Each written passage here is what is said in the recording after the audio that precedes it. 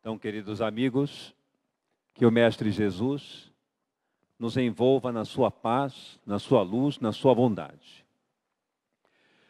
Quando os primeiros raios de sol iluminaram a cidade de Jerusalém, naquela manhã de domingo, Jesus havia despertado, pernoitado nos arredores da cidade, despertou e dirigiu-se até o templo.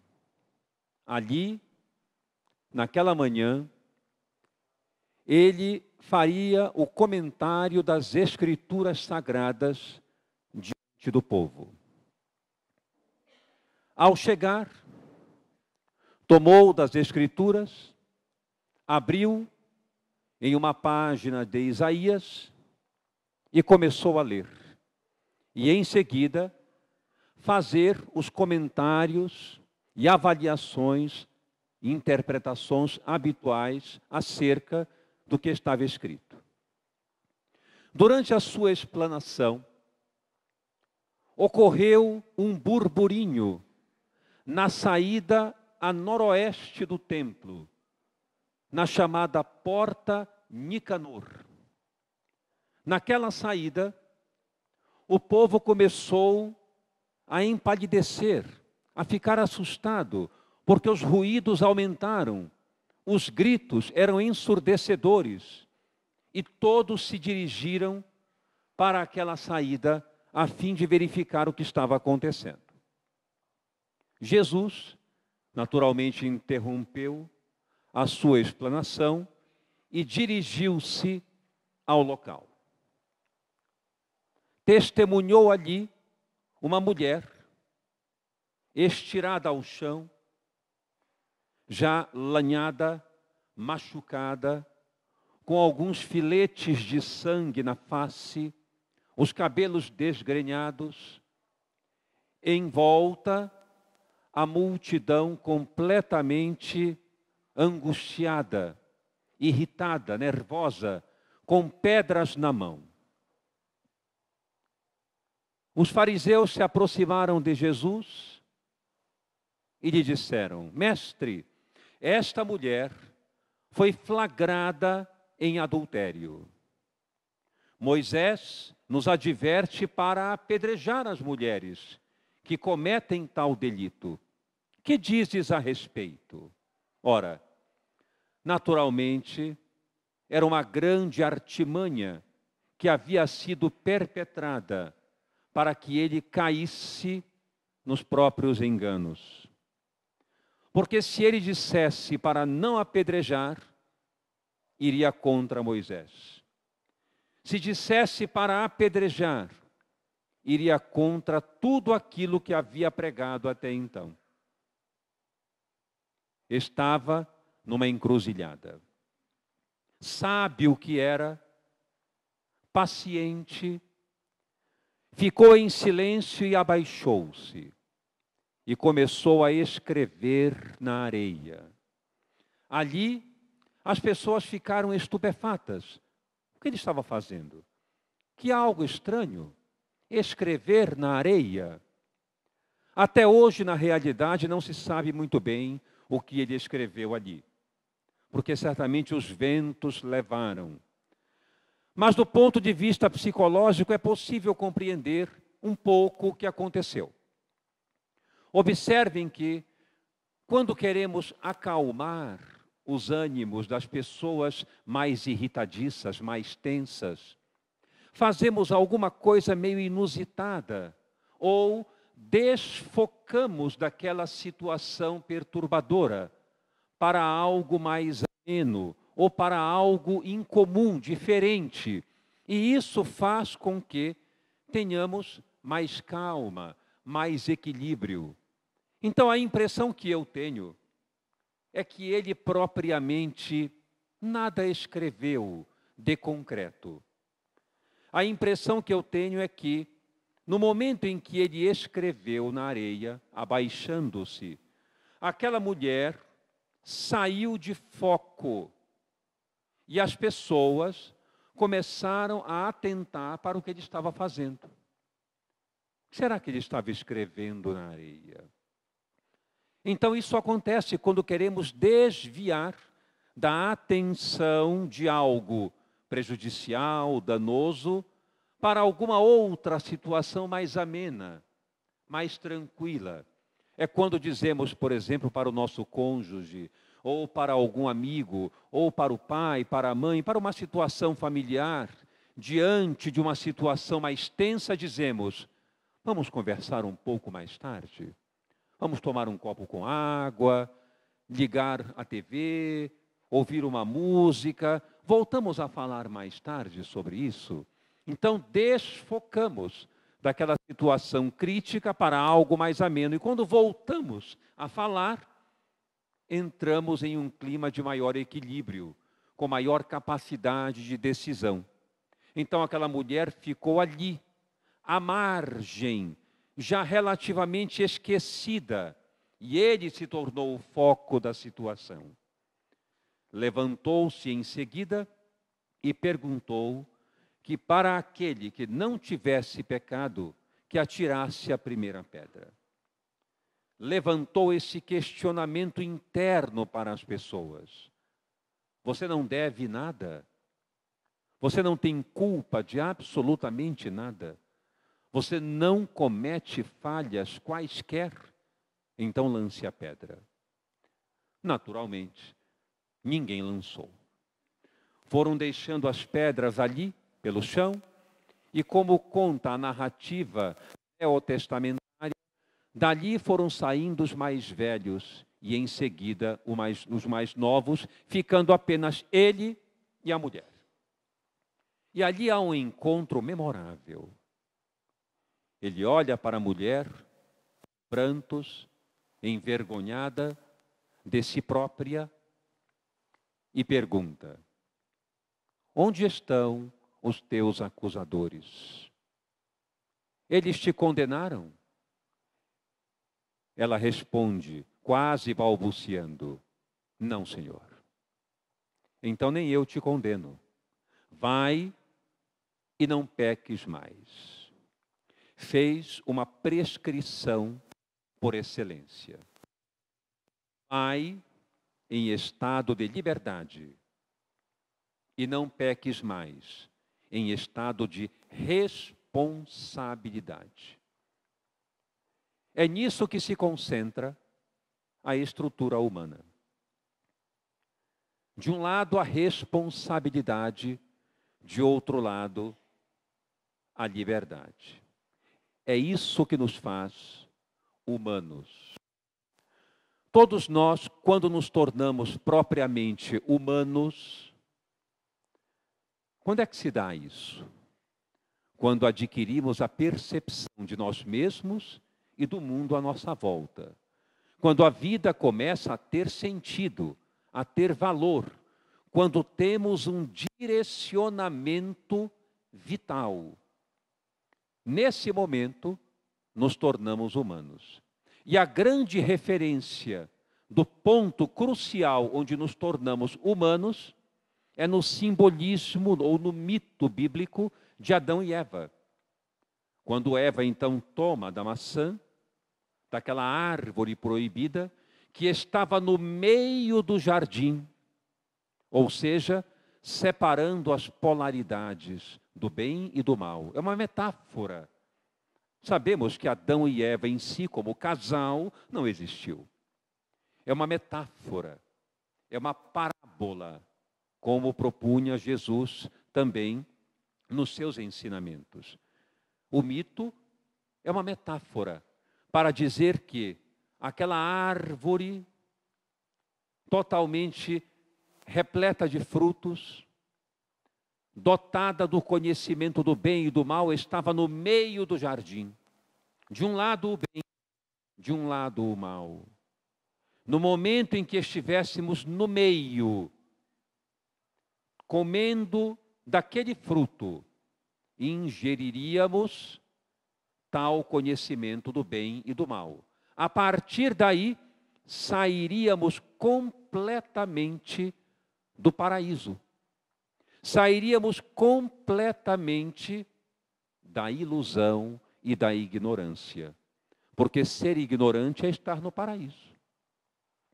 A pessoa que não percebe a sua realidade, que não tem a menor noção do que quer dizer a consciência moral, vive no paraíso, porque não deve nada, não sente culpa, não sente remorso, não sente nada. Quando ingerimos o fruto do conhecimento, que é o nosso estado de humanidade, instala-se o conflito. Porque a árvore está no meio do jardim, dividindo os opostos. E o que é que pode mais produzir conflito do que estar no meio dos opostos? Tendo que tomar decisão, tendo que fazer escolhas. Isto é humanidade. Portanto, já adianto aqui que a culpa é benéfica. Porque quando nos sentimos culpados, é quando dizemos, eu sou humano. Alguém aqui já viu um camelo sentir culpa? Alguém aqui pode imaginar um rinoceronte magoado? Não é possível. Isso é coisa de ser humano. A mágoa, a tristeza, a culpa, o remorso são elementos emocionais de constituição humana. Portanto, não tem como não sentir isso. É perfeitamente natural.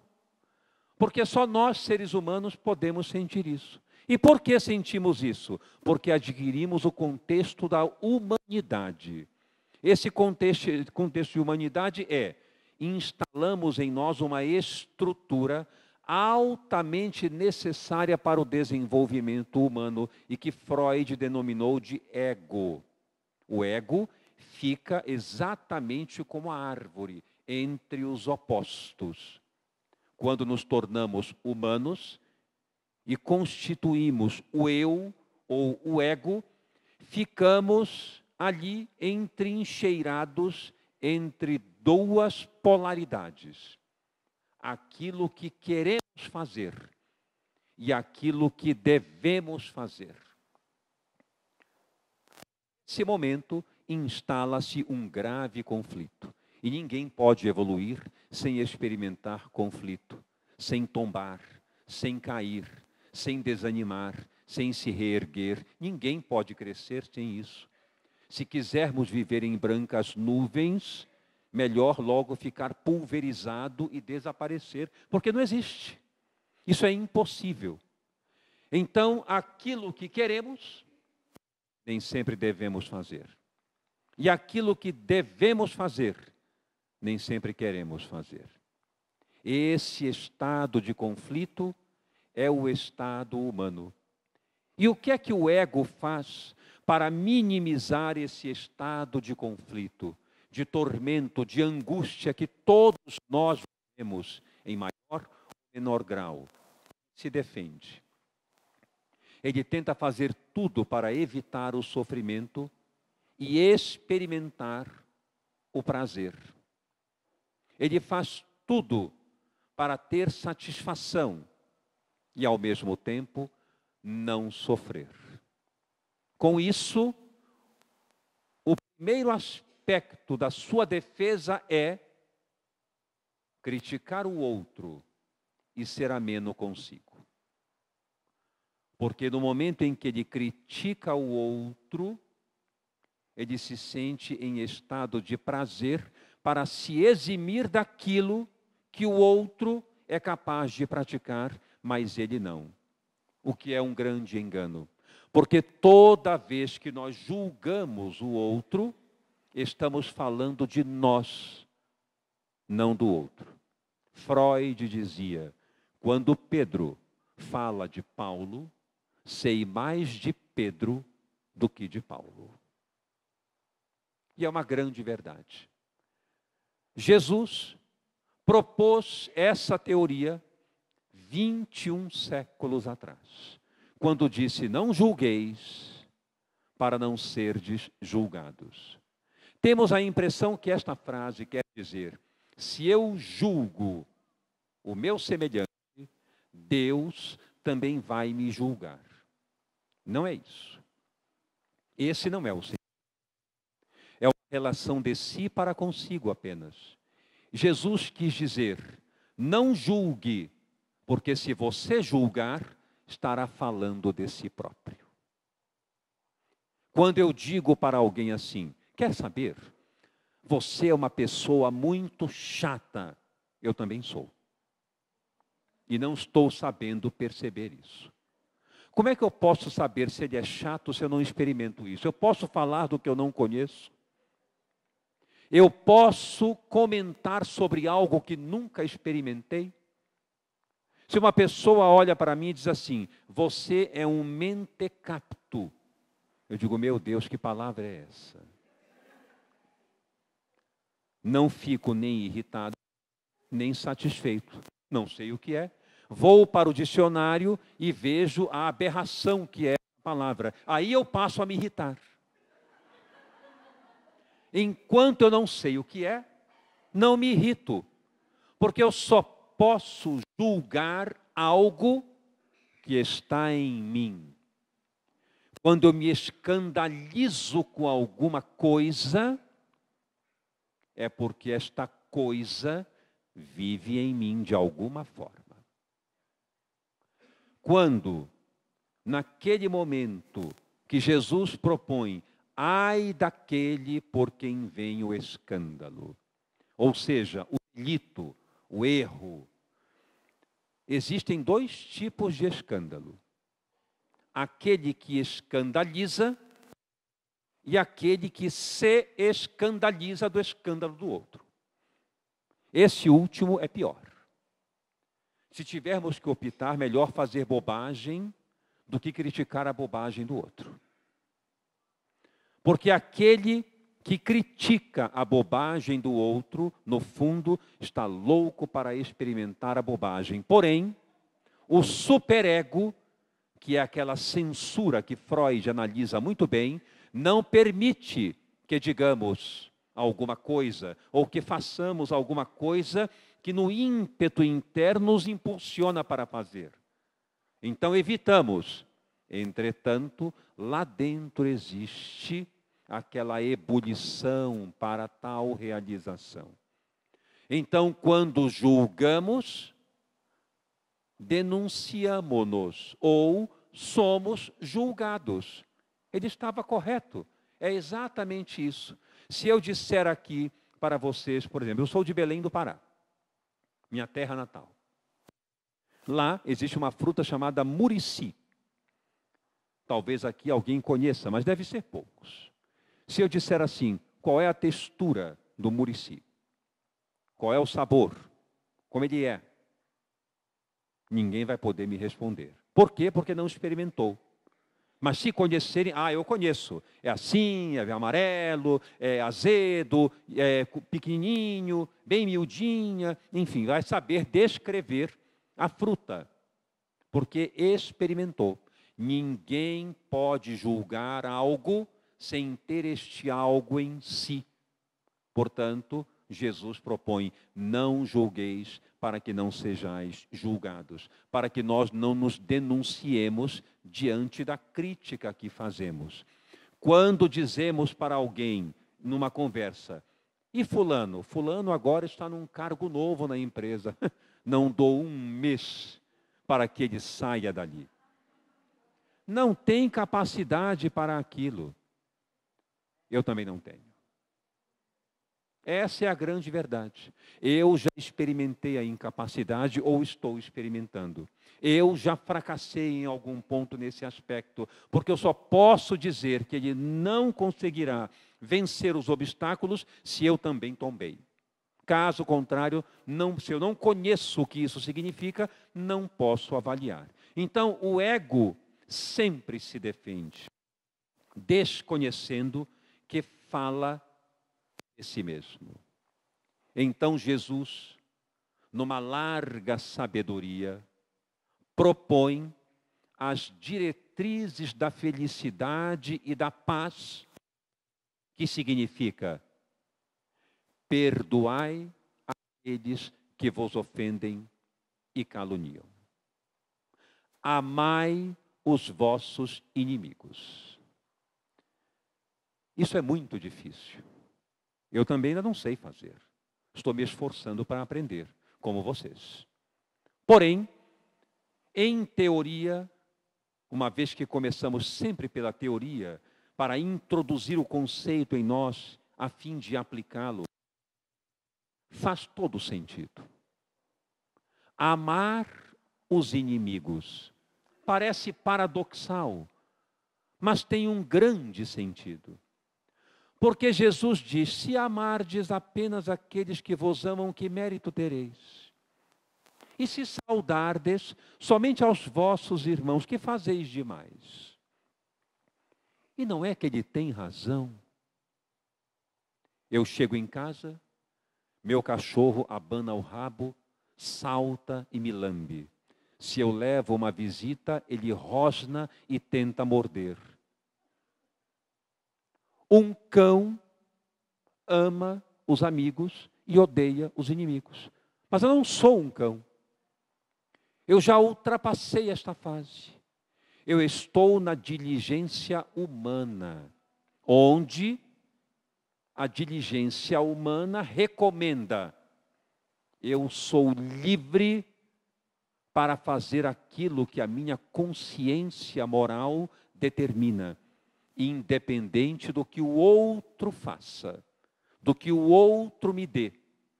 Então Jesus propõe mais adiante, de maneira admirável, que nós devemos fazer aos outros aquilo que nós gostaríamos que eles nos fizessem. Vejam que coisa fantástica. Ele não disse: façam aos outros o que fizerem a vocês. Isto é a lei de Moisés: olho por olho, dente por dente.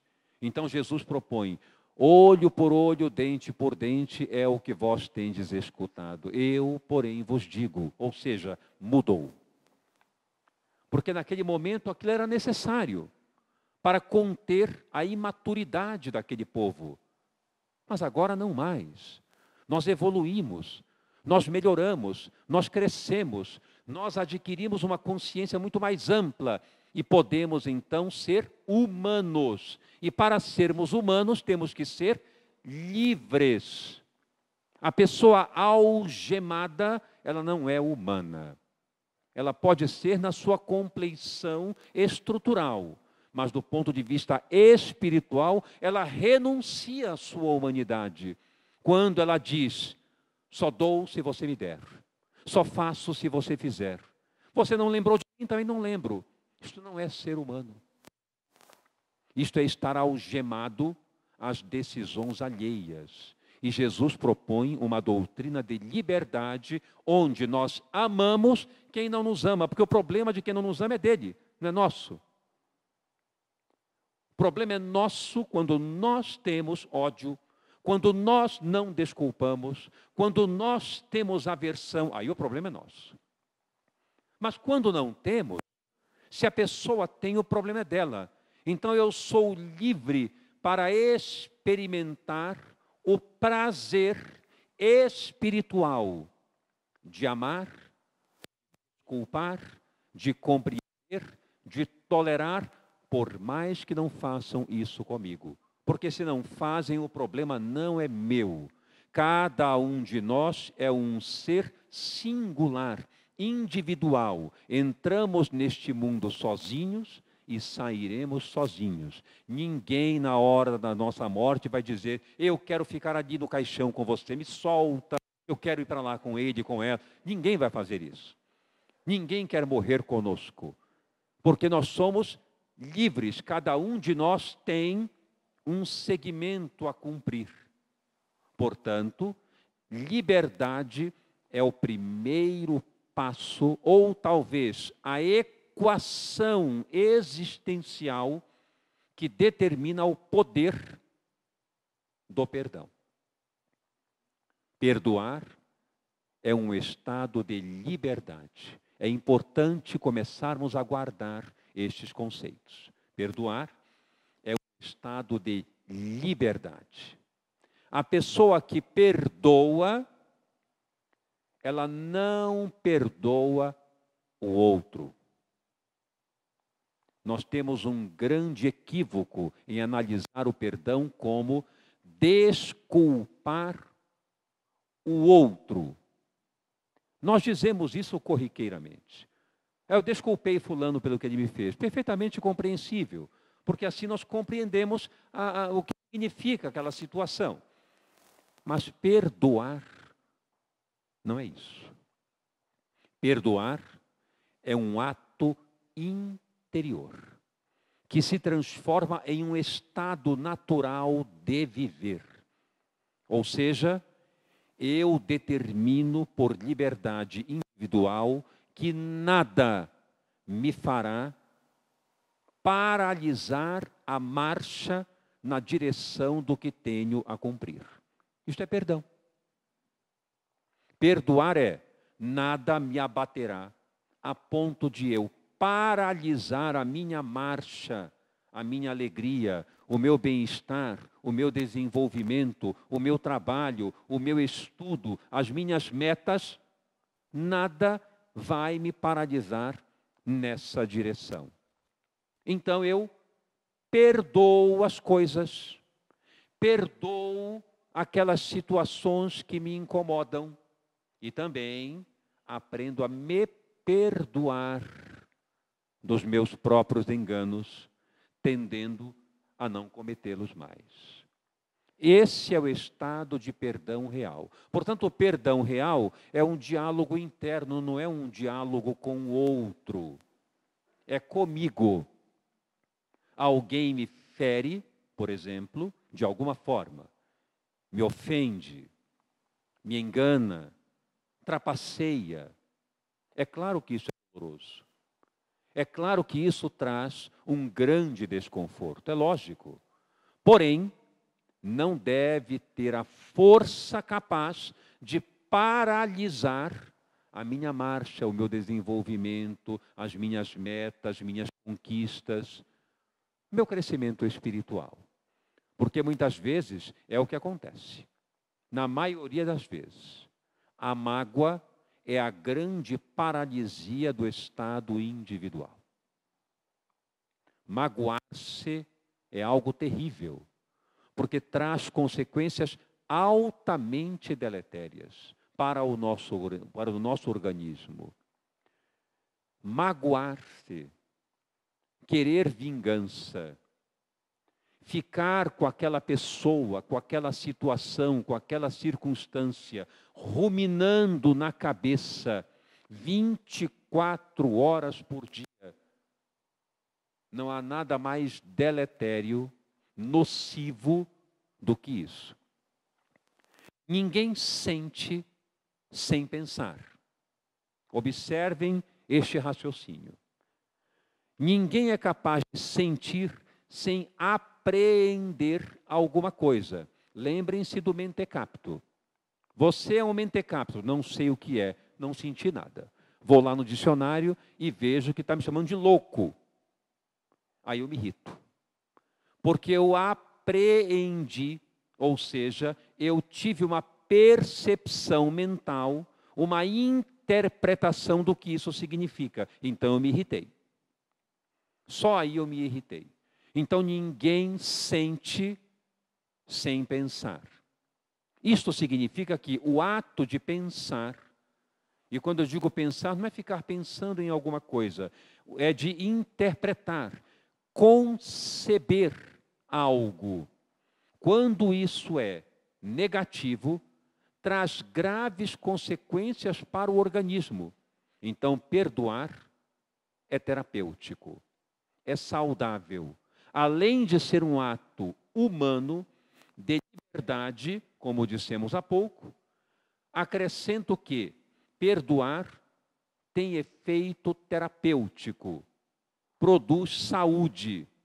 Vejam, digamos que aqui, alguém que está sentado, está agora aqui super tranquilo.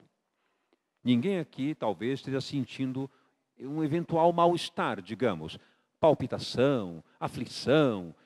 Está tranquilo, escutando, meditando a respeito. De repente, pensa no filho que esqueceu de buscar na quermesse da escola. O que vai acontecer com o nosso corpo? Sintomas de ataque de pânico. Lembramos que há meia hora atrás nosso filho estava nos esperando e esquecemos.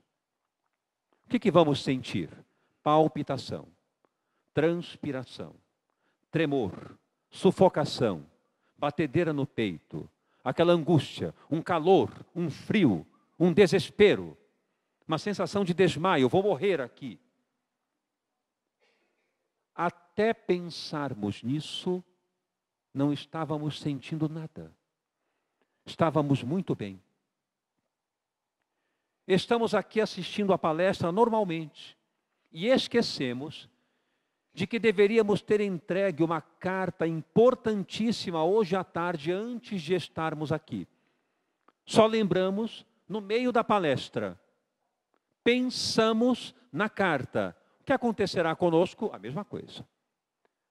Palpitação, transpiração, a mão suando, fria, gelada, aquela angústia, falta de ar, e ficamos desesperados.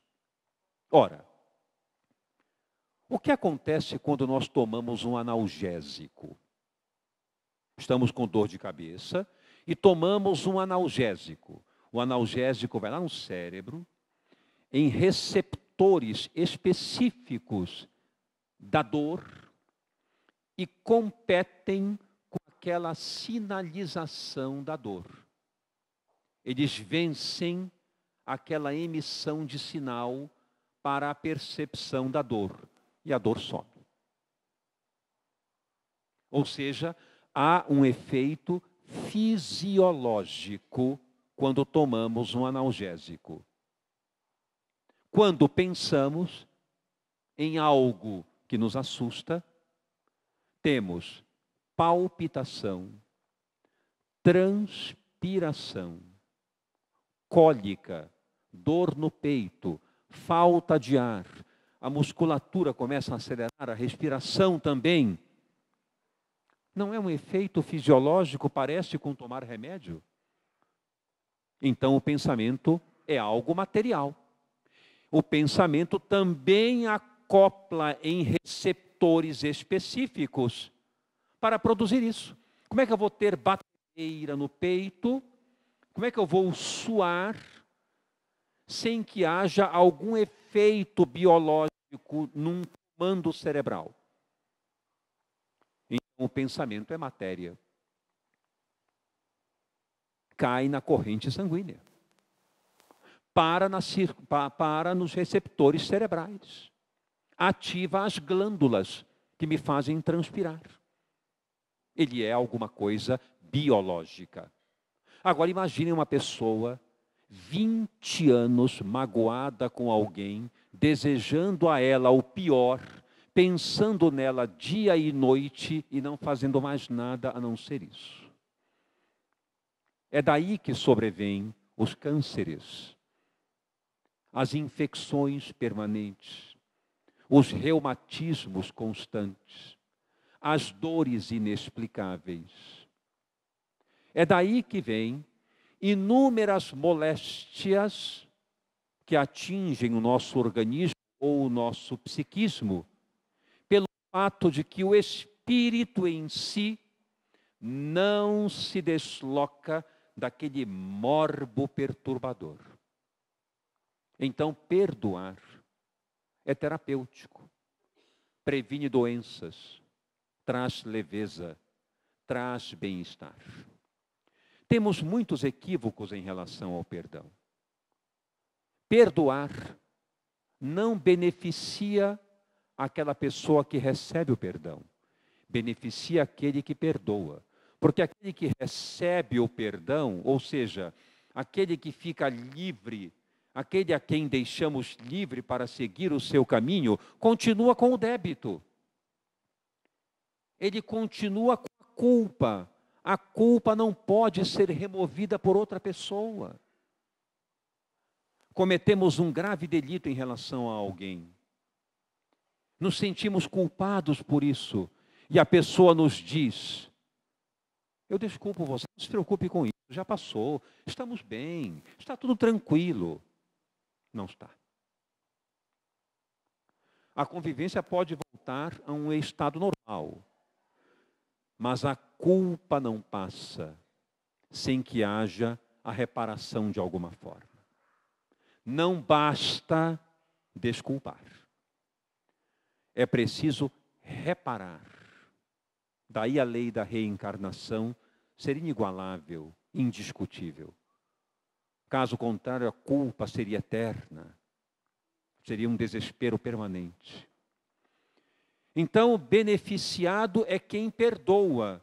Porque perdoar não é perdoar o outro, é perdoar a intensidade do mal que aquela situação provocou.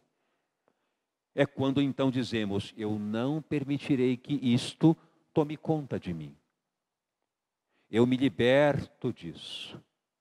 Amenizo o teor ou o poder que este mal, que esta angústia, que esta dor tem sobre mim.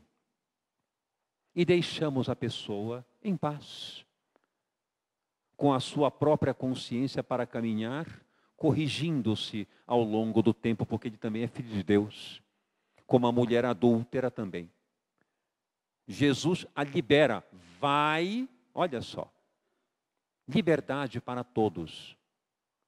Liberdade para aquele que é ofendido, liberdade para aquele que é ofensor, para que cada um siga seu caminho, ainda que estejam a lado, mas cada um siga seu caminho em própria consciência, corrigindo-se, reparando-se individualmente. Ninguém é responsável por ninguém. Ninguém tem o poder de fazer mal a quem quer que seja. Ninguém tem o poder de tirar o mal do outro que ele mesmo provocou. Dizer para alguém: tranquilize-se, já passou, está tudo bem, esqueça isso. Isso não liberta ninguém. Liberta aquele que foi atingido. Está em paz. Ele pensa: não fui eu. E isso é muito bom.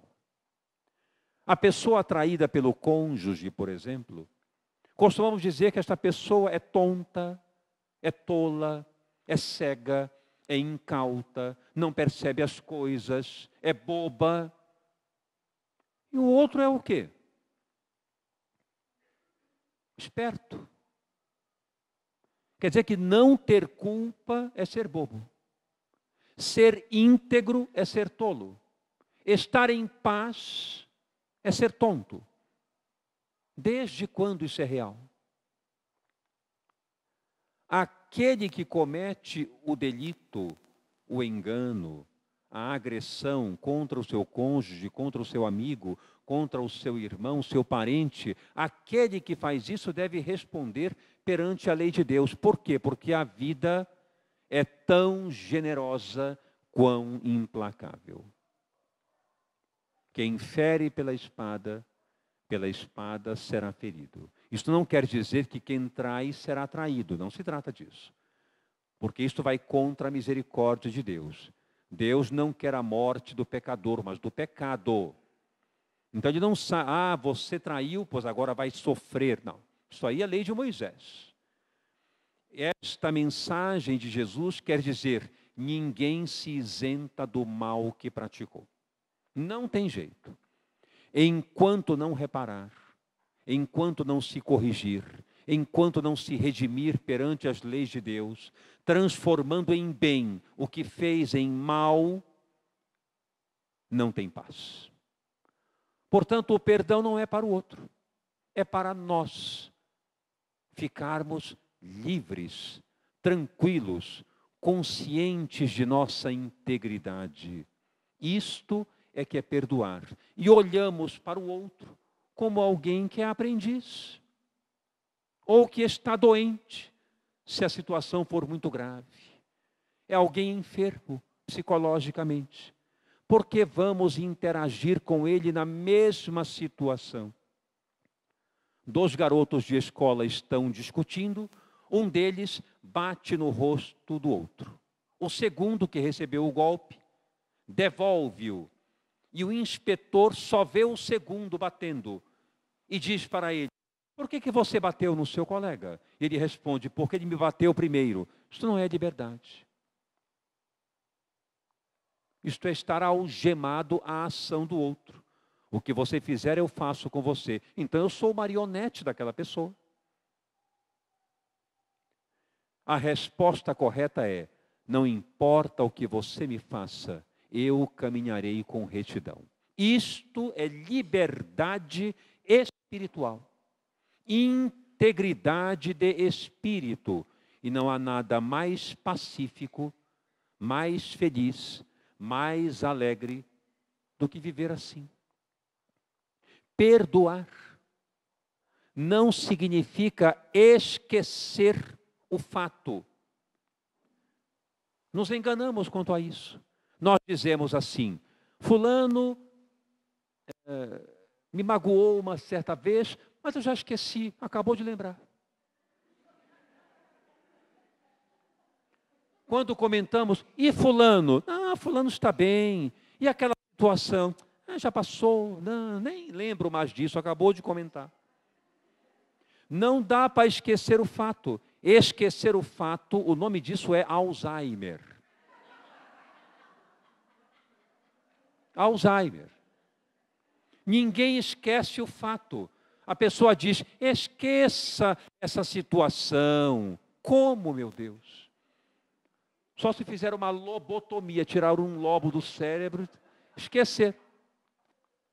Nós esquecemos o mal, não o fato.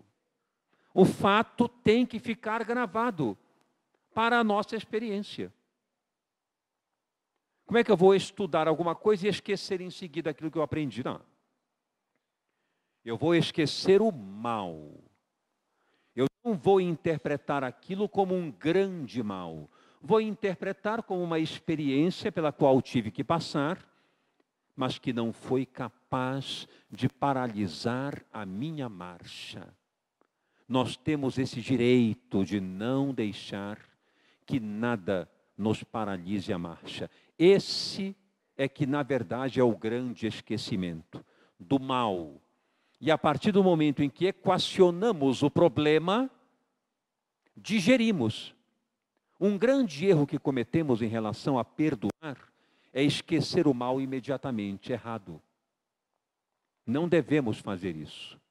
Quando alguém nos agride e nos sentimos mal com isso, quando temos uma grande decepção, enfim, por algum fator, logo para dizermos que somos, por exemplo, espíritas, porque espírita é o grande arquiteto do perdão. Parece que ele tem que perdoar tudo. Tem que dar aquele exemplo. E não temos que dar exemplo assim, não. Temos que ser humanos, conforme a nossa própria capacidade e também a nossa limitação. E é claro que não vamos esquecer imediatamente. Deixar para lá. Perdoar não é deixar para lá. Não, deixei para lá. A raiva aqui dentro é enorme. É uma defesa do ego. Não, está tudo bem. Mentira, não está. Está péssimo e vamos assumir. Isto é o início do perdão. É chegar para alguém que nós confiamos e dizer: olha, eu estou muito mal. Isso não me sai da cabeça, me ajude. Vamos tentar entender o que aconteceu, colabore comigo. Isso está correto.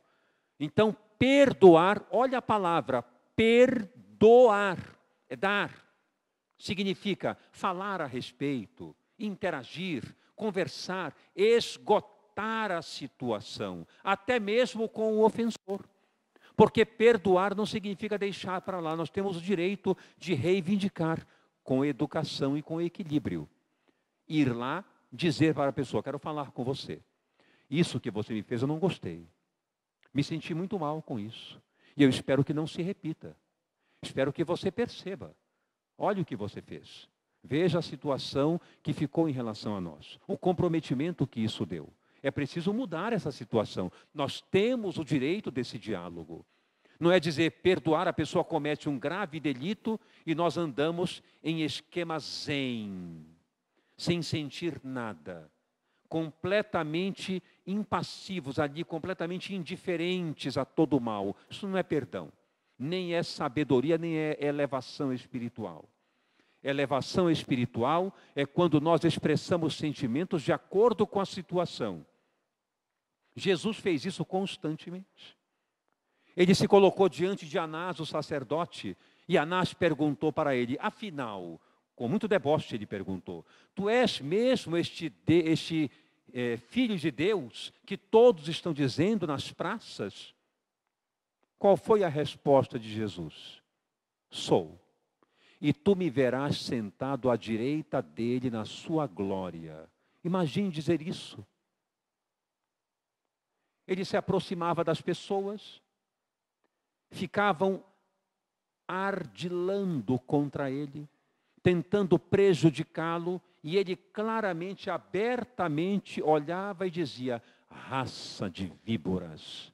Imagine nós chegando no ponto do ônibus, e uma pessoa faz alguma coisa em relação a nós, toma o nosso lugar, sai na frente, tropeçamos e dizemos, raça de víboras. Imagine o que vai acontecer. Ele dizia. Então ele não era bom, ele era autêntico. Isso se chama autenticidade. Diante de Anás, ele disse esta frase que eu acabei de comentar. O guarda, ao lado do sacerdote, deu-lhe um soco no rosto e ele caiu. Levantou-se e tomou uma medida autêntica. Nem reivindicou para o sacerdote a agressão gratuita, não foi se queixar. E também não se voltou para o guarda, agredindo-o em luta corporal, devolvendo o golpe. Ele disse para o guarda, por que me bateste? Se eu disse alguma coisa aqui que não deveria, que não é real, me aponta qual é. Mas se eu falei bem, por que me bateste? E o guarda não respondeu. Baixou a cabeça de vergonha. Autenticidade. Isto é perdão. Perdoar não é dizer, meu filho, não se preocupe, está tudo bem. Isto é ataque histérico. Não é normal. Normal é quando somos autênticos, nem agressão, nem concordância. Foi o que aconteceu com a mulher adúltera. Vai e não peques mais. Ele não disse, minha filha, vai, esquece isso, está tudo bem, já passou. Não. Ele não era assim, histérico, do ponto de vista psicológico. Ele era severo, porém com amor. Completamente diferente. Não deixava para lá, mas também não agredia. Dizia algo que ensinava, que lecionava o amor verdadeiro, o perdão real. Então, perdoar, no fundo, é um estado interior de liberdade, onde nós olhamos para as pessoas que nos ofendem e dizemos, é um enfermo. Ele não está superior porque grita. Ele não está numa posição elevada porque agride, porque trapaceia, porque parece esperto. É um doente. Porque são todas essas atitudes camuflagens do ego para que possamos amenizar a nossa culpa, a nossa angústia. Essa é a grande realidade. Simão, certa vez, olhando para Jesus, completamente atribulado pela revolta em relação a diversas pessoas que os agrediam em praça pública por seguir aquele homem, cuspiam neles, odiavam-nos muitos. E ele disse para Jesus, Senhor, quantas vezes devo perdoar o meu irmão que peca contra mim? Até 7 vezes? E Jesus responde, te digo que não apenas 7 vezes, mas 70 vezes 7.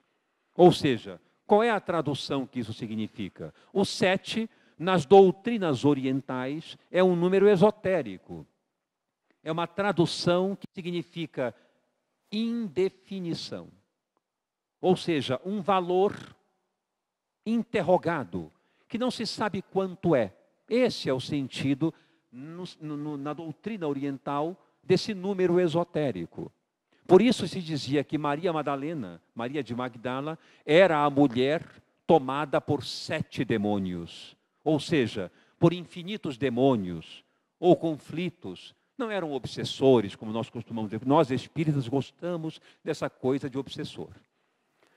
Gostamos disso. Tudo é obsessão, tudo é karma, tudo é débito. Não é verdade. Precisamos tirar isso. Não é bem assim. É claro que a obsessão existe, é óbvio. Mas não significa exatamente isso, né? Temos que entender demônios como conflitos. Vamos atribuir sempre responsabilidade a nós e não aos outros. A pessoa procura a casa espírita porque acredita estar obsidiada. Eu estou passando tão mal, devo ter espíritos agindo contra mim. Somos nós que agimos contra nós e eles só nos acompanham, incentivando os nossos próprios atos. Ninguém tem o poder sobre ninguém. Ninguém é capaz de deteriorar ninguém sem que se permita. Obsessão é permissão de invasão. E não invasão contumaz à revelia. Não é. São nossos comportamentos indevidos que atraem espíritos que fazem as mesmas coisas. E ainda que não façamos, está aqui. Jesus deixou isso muito claro. Tendes ouvido o que foi dito, não adulterarás. Eu, porém, vos digo que se pecares em relação a uma mulher em pensamento, já estáis adulterando. Porque a intenção é tudo. E estes espíritos percebem a intenção, não somente o ato. Então nos assediam. Então precisamos nos libertar desses conceitos muito negativos. Portanto, nós precisamos também, em suma, nos perdoar. Perdoar o outro, mas também nos perdoar. Temos o direito de errar, temos o direito de cair. Isto é da lei. Caso contrário, não haveria reencarnação. Caso contrário, nasceríamos prontos. Como não nascemos prontos, temos o direito de errar. Não temos o direito de repetir o erro. Porque uma vez errando, percebemos o quanto isso dói. Por que fazer de novo?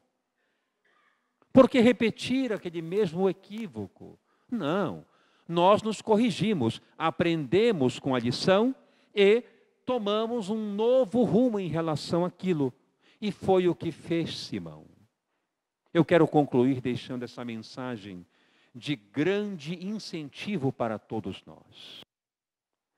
Simão, ou Pedro, como conhecemos, no momento em que Jesus foi preso, escapou da milícia que havia chegado no Horto das Oliveiras para prender Jesus. E certamente iriam prender os demais que estavam com eles. E todos debandaram, deixando o mestre sozinho. E instalou-se ali um complexo de culpa em todas aquelas pessoas, porque abandonaram o seu mestre. Mas é a imperfeição moral. Jesus compreendia isso. Tanto é que voltou para buscar os 12. Não escolheu outros. Ele não disse, vocês não me servem mais. Falharam comigo, me deixaram ali sozinho, não quero mais saber de vocês, estou de mal. Ele não tinha isso. Ele voltou para buscar os mesmos, porque os compreendia e sabia do seu potencial. Isto é perdoar. Compreender a limitação do outro, que não é capaz de fazer certas coisas ainda, que são ético-morais. Então nós compreendemos. Esse é o grande exercício. Então Simão seguiu Jesus passo a passo pelas margens da estrada, quando ele havia sido levado. Mas negou-o 3 vezes. E Jesus havia previsto, tu me negarás 3 vezes. Logo depois, o galo há de cantar. Então, naquela madrugada que rompia em relação à manhã, o galo cantou, depois de Pedro negá-lo 3 vezes. Instalou-se um grave complexo de culpa. E Pedro entrou em profunda depressão, desistindo praticamente de viver. Certa vez, depois que Jesus havia passado pela experiência da ressurreição. Simão estava no final da tarde recolhendo as redes de pesca, a certa distância da praia, quando avistou um homem de túnica branca, com os pés molhando nas ondas que quebravam. Ele identificou, era Jesus, materializado naquele momento, aparecendo para os discípulos. Pedro foi tomado de um sobressalto e disse: Mestre! E ele disse: vem aqui. Largaram os barcos, largaram as redes, aproximaram-se da praia e Jesus disse: o que temos para comer? Temos peixe, assa um peixe. Sentaram-se e Jesus então, olhando para ele, disse: Simão, filho de Jonas, tu me amas? Claro que te amo, Senhor. Então apacenta as minhas ovelhas. Simão, filho de Jonas, tu me amas? Mas já te disse que te amo, Senhor, tu sabes disso. Então apacenta o meu rebanho. Simão, filho de Jonas, tu me amas? Mas não é possível. Já disse agora, que agora há pouco, eu te amo, tu sabes. Então apacenta o meu rebanho. 3 vezes ele o negou. Posteriormente, 3 vezes teve a chance de retificar e testemunhar o seu amor, dizendo: eu te amo, eu assumo, eu estou contigo. Depois, quando possível, releiam esta passagem magnífica do Evangelho. É isso que nós devemos fazer. Não condenar, tampouco nos condenar. Um erro cometido, uma reparação aplicada. Um erro cometido, uma lição aprendida para não ser mais praticada. É simplesmente isso, sem culpa. Se alguém aqui, como eu também, temos algo dentro de nós, de que não conseguimos nos perdoar, alguma coisa de que temos de nos envergonhar, deixemos isso aqui, porque Deus não se envergonha de nós. Ele conta conosco. Essa situação de que iremos para o umbral, para o sofrimento, para as zonas purgatoriais, para o empréstimo da angústia quase que permanente até pagarmos tudo aquilo que devemos, isso não é da lei. As zonas purgatoriais existem, mas porque as pessoas se permitem estar ali, porque não aceitam mudar de vida. É por isso que elas estão ali. Reparem uma pessoa depressiva. Alguém chega e diz: fulano, vim visitar você, vamos conversar um pouco, não quero ver ninguém, saia daqui, tranca a porta, apaga a luz, fecha a cortina e fica no escuro. É uma escolha. Porque a ajuda sempre vai lá. Ele poderia abrir a cortina e dizer: que bom que você veio me visitar, não estou bem, vamos conversar. Começa a mudar a situação, a claridade começa a surgir, mas não. Escolhe ficar no breu. É por isso que existem zonas purgatorial, zonas de sofrimento no mundo espiritual. Não é uma imposição divina, é uma escolha daquele que não se perdoa. Então vamos nos perdoar. Vamos dizer para nós mesmos: eu me aceito, eu reconheço que errei, mas agora não vou mais fazer isso. Vou tomar um rumo diferente.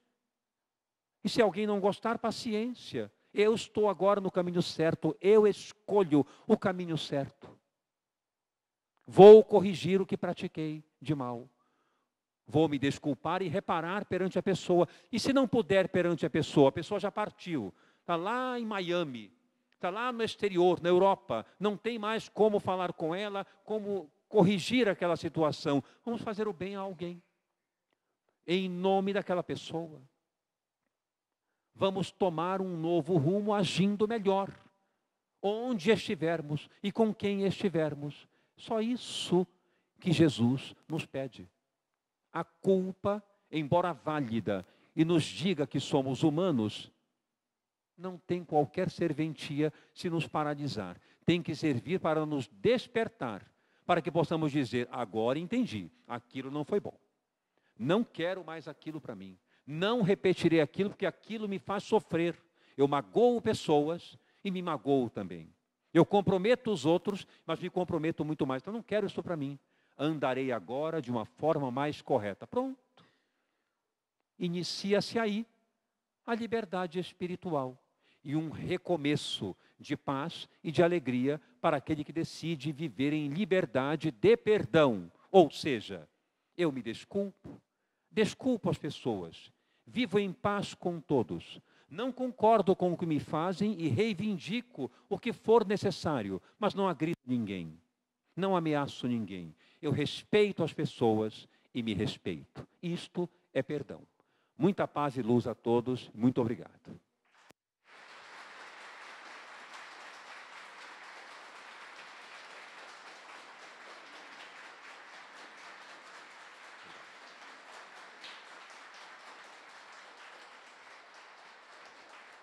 Muito obrigado. Vamos responder então algumas perguntinhas aqui.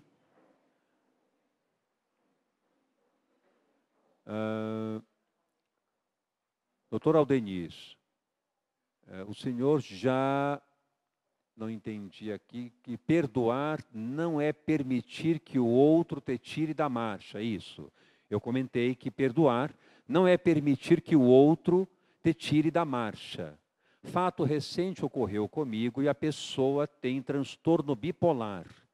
Sabe da doença e se medica quando convém. Como lidar com as ofensas destas pessoas? Veja, trata-se de um transtorno de natureza psiquiátrico, sobre o qual a pessoa enferma não tem controle absoluto. Se tivesse, não ficaria doente. Teria, portanto, como corrigir aquele mal. Não tem.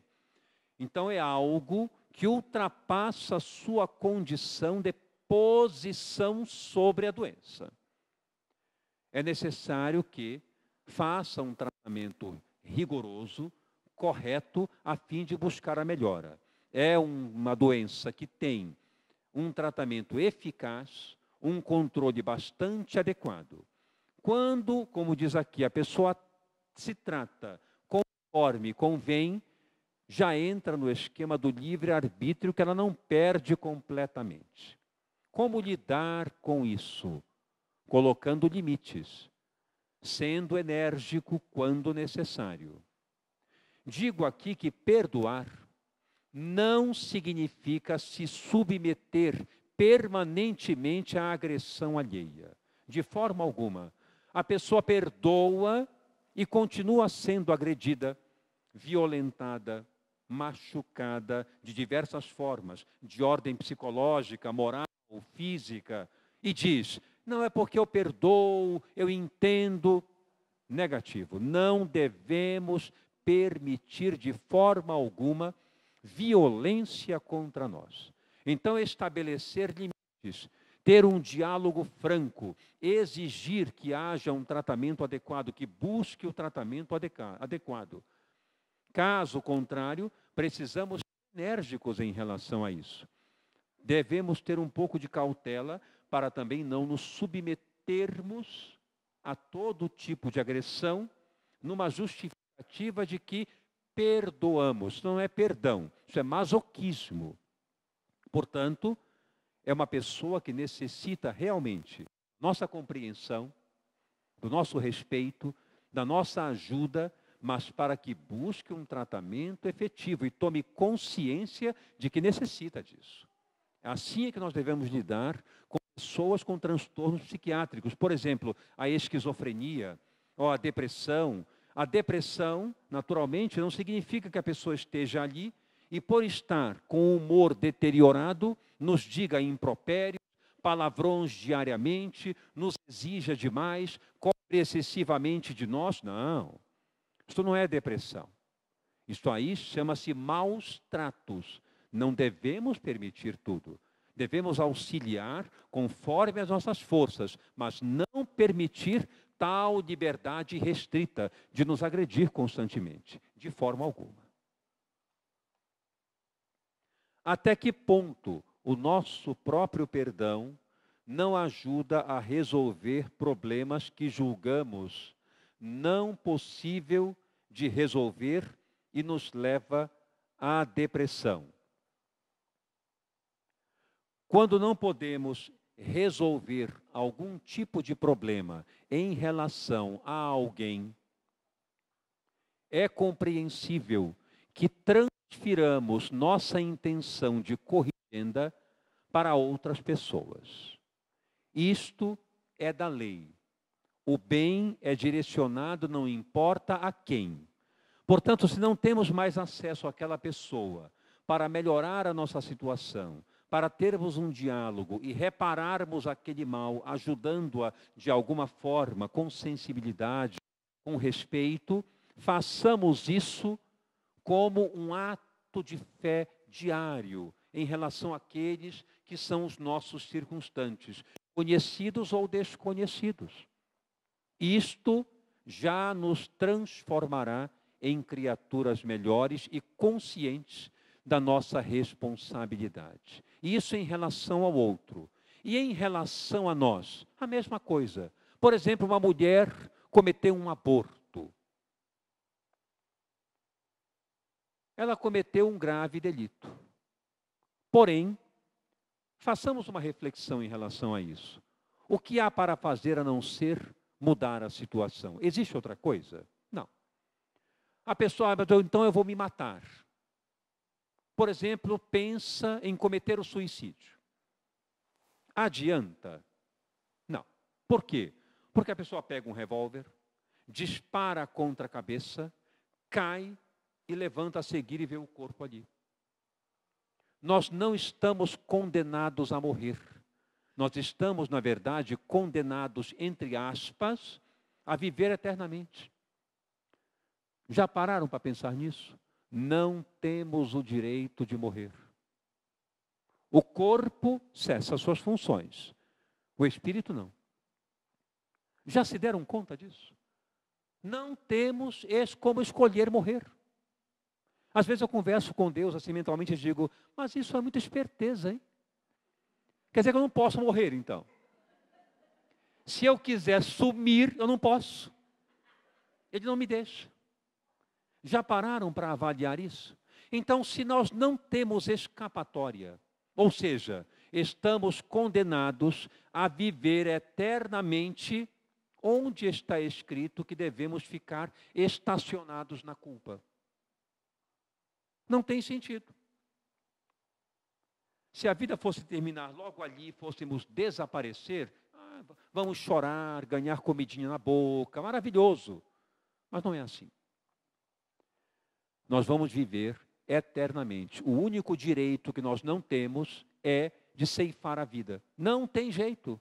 Eu posso usar disparar uma arma na minha cabeça, posso fazer todo tipo de artimanha que eu quiser. Lá estou eu de pé em espírito, não tem jeito. Se não tem jeito, se vamos ficar vivos permanentemente, o que é que nós temos que fazer? Consertar a nossa situação, porque é isso que Deus quer. Ele não quer que soframos, Ele quer que nós aprendamos com o erro e não repeti-lo. Então, alguém que cometeu um aborto, por exemplo, ok, paciência. Mas eu vou ficar marcada agora até pagar, de forma alguma. Basta que deste momento em diante diga, eu vou, a partir de agora, mudar a minha concepção. Serei gentil com as crianças, vou ajudá-las, vou alimentá-las, vou visitar creches, vou colaborar em determinados locais como orfanatos, ou adotar uma criança que precise de mim, educar alguém, me filiar a uma escola, fazer palestras educativas, ajudar a encaminhar crianças para o bem de alguma maneira, estamos corrigindo um mal, transformando em bem. Ficar na depressão nada mais significa do que dizer: não quero me mover daqui para ajudar ninguém, prefiro sofrer. Tem sentido? Não tem. É uma criação nossa. Então nós nos levantamos e dizemos: eu sou filho de Deus, cometi um engano, pode ser grave, e vou fazer algo muito bom, tão grave quanto aquele que eu pratiquei. E nos empenhamos em ajudar as pessoas da melhor forma possível, onde estiverem. Eu costumo dizer assim, sabe qual é o exercício que eu faço mentalmente? Para aprender o clima da generosidade, o clima da leveza, do bem-estar, da vida simples, alegre, tranquila.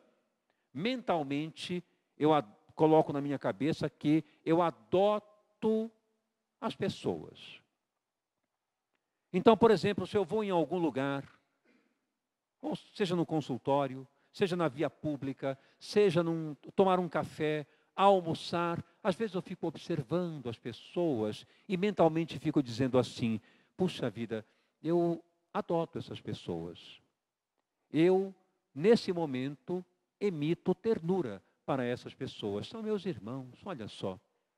São pessoas, ali tem um que parece estar mais irritado, o outro ali está mais triste, aquele está mais alegre, aquele está rindo alto, cada um de um jeito, mas são meus irmãos. São pessoas que merecem, como eu, a felicidade, a alegria. Será que só eu mereço? Claro que não, todos merecem. Aquele que cometeu o delito contra mim também não é filho do mesmo pai. Por que eu vou me vingar dele? Deus não vai gostar disso, não. Ele vai dizer: meu rapaz, espera um pouquinho, que ele é meu filho também. Eu não quero também que ele sofra, não. Você sofreu, eu vou te ajudar, mas não faça nada com ele. É meu filho também. Então nós somos irmãos. Vamos criar esse clima de adoção das pessoas, olhando para elas com ternura, e não como adversários, numa visão armada contra elas. Alguém chega, puxa vida, olha só o que eu comprei para você. Me lembrei de você agora há pouco e trouxe isso aqui. Nossa resposta às vezes é: o que é que você está querendo? Vai, fala. Por quê? Não, desarmar. Que bom que você lembrou de mim, muito obrigado. Pronto. Então nós temos esse elemento, às vezes, de defesa desnecessário. Ficarmos atentos a isso. E também em relação a nós, não ficarmos nos diminuindo, nos punindo pelos nossos erros. Fazemos isso indiretamente, como se fosse uma coisa engraçada. Quer ver? Olhamos para uma pessoa e dizemos assim: nossa, que blusa bonita, você ficou muito bem com esta roupa. Muitas vezes dizemos: é mesmo? É velha que só, ridícula essa roupa. Olha que sapato bonito, tirei lá do fundo do baú, está velho. Gostamos de menosprezar. Por que não dizemos: bom que você gostou? Pronto, muito obrigado, pronto, só isso. Aceitemos com naturalidade, desarmados, o bem dos outros. Isso é viver em paz, é adotar as pessoas como irmãos. É um bom exercício esse. Por fim, quando perdoamos, não precisamos gostar da pessoa, não preciso gostar da pessoa que perdoei? Ótima pergunta. Allan Kardec, analisando isso em O Evangelho segundo o Espiritismo, disse que amar os inimigos não significa gostar deles como gostamos daqueles que nós amamos, na mesma intensidade. Não temos essa condição ainda. Jesus soube diferenciar isso muito bem. Tratava os fariseus com energia, mas amava-os. Visitou a casa de muitos publicanos e foi enérgico com eles, mas como lição, como educação por amor àquela pessoa. Em contrapartida, olhou um cego de nascença e foi tomado de compaixão. Não havia ali nada escrito de que ele foi tomado de compaixão pelos fariseus. Ele foi enérgico, porém, nunca mal educado, grosseiro, estúpido. Ele foi enérgico com sabedoria e com amor, como devemos ser, por exemplo, com os nossos filhos quando necessário. Então, gostar de convivência, de convidar para estar em casa, de ter uma relação próxima. Eu perdoei fulano, agora vou recebê-lo todo dia em minha casa. Não é necessário isso. Também não é necessário dizer, eu perdoo você, mas nunca mais me apareça aqui. Isso não é perdão. Né? Ou então, dizer assim, e aí, você desculpou fulano? Não, já desculpei, tranquilo, Deus fará justiça. Meu Deus. Também não é assim. Não é? Então, nós devemos, naturalmente, desenvolver uma sensação, uma percepção de tolerância, compreensão, respeito, serenidade para com o outro. No momento em que ele precisar, auxiliemos. Se não pudermos auxiliar, não vibremos negativamente na sua direção. O exercício da adoção. Eu adoto esta pessoa no sentido da ternura, da tolerância, do respeito. Não desejarei o mal.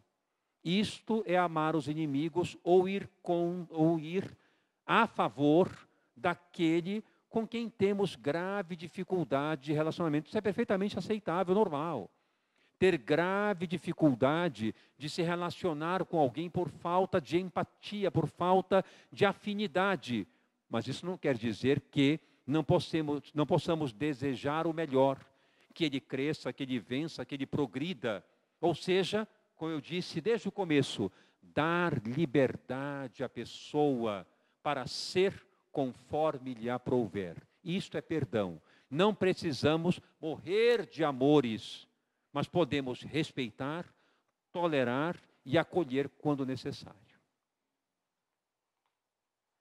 Eu creio que são essas perguntas. Eu agradeço, muita paz a todos.